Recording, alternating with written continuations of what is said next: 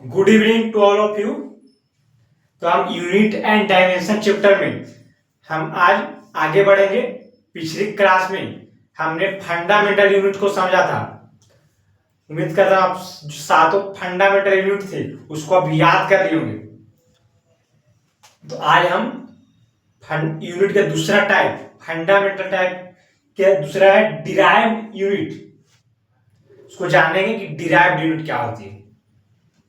तो derived unit which is combination of two or more fundamental unit।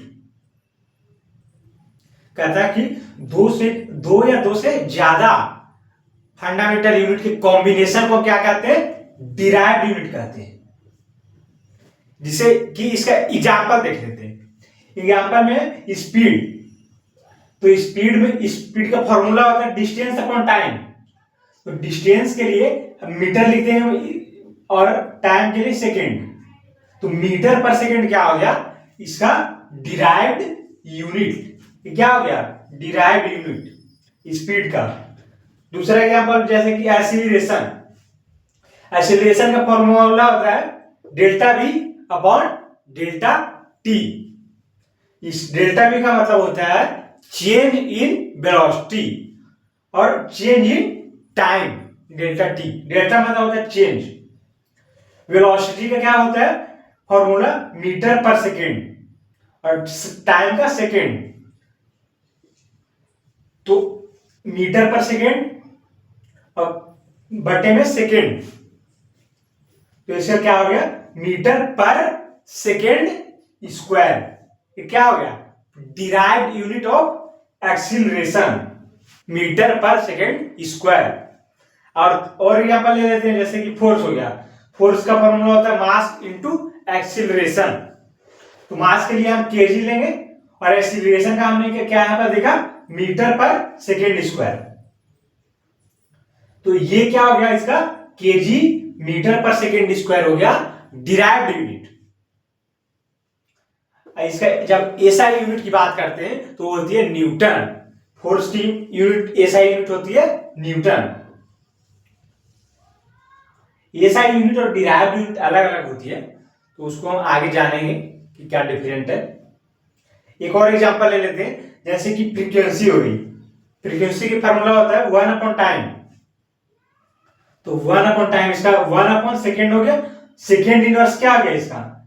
Derived unit. आप और भी example ले सकते हैं, जितने भी बहुत सारे एग्जांपल फॉर्मूले से आप एग्जांपल निकाल सकते हैं। तो ये हो गया डिराइव्ड यूनिट।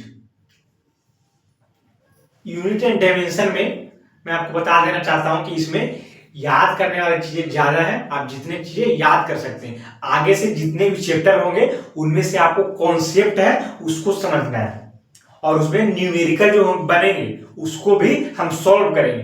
लेकिन जो यूनिट एंड डायमेंशन है उसमें क्या है? फॉर्मूला है, उसको याद करना आपको। इसमें ज्यादा समझाने वाली बात नहीं है। तो ये हो गया डिराइव्ड यूनिट। आगे देखते हैं एक तीसरा यूनिट भी होता है, वो होता है सप्लीमेंट्री यूनिट। तो सप्लीमेंट्री यूनिट की डिफिनेशन क्या होगी? Unit which are neither fundamental nor derived.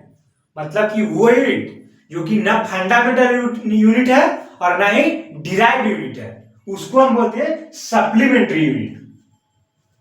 इसके दो एग्जांपल है। सप्लीमेंट्री यूनिट दो ठो है। पहला प्लेन एंगल।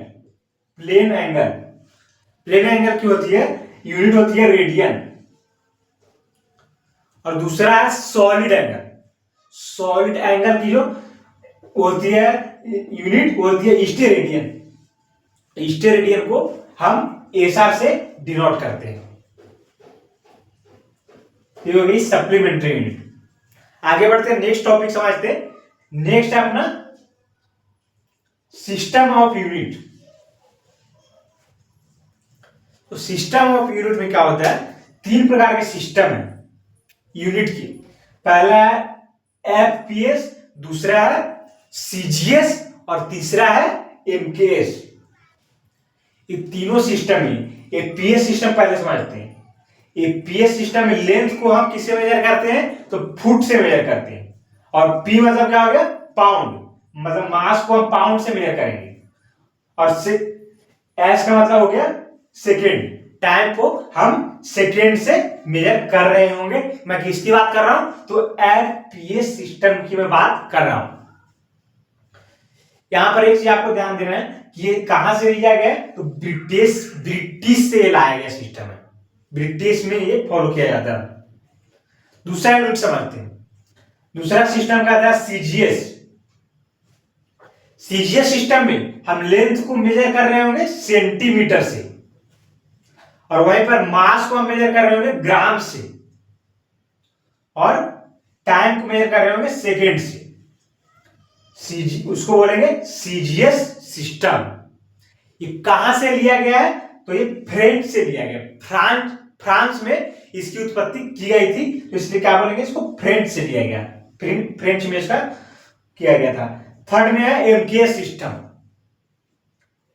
एमकेएस सिस्टम में लेंथ को हम मेजर कर रहे होंगे मीटर से, मास को हम मेजर कर रहे होंगे किलोग्राम से, और टाइम को मेजर कर रहे होंगे सेकेंड से। और इसको इटली से लिया गया एमकेएस सिस्टम। तो तीन प्रकार के सिस्टम थे यूनिट की।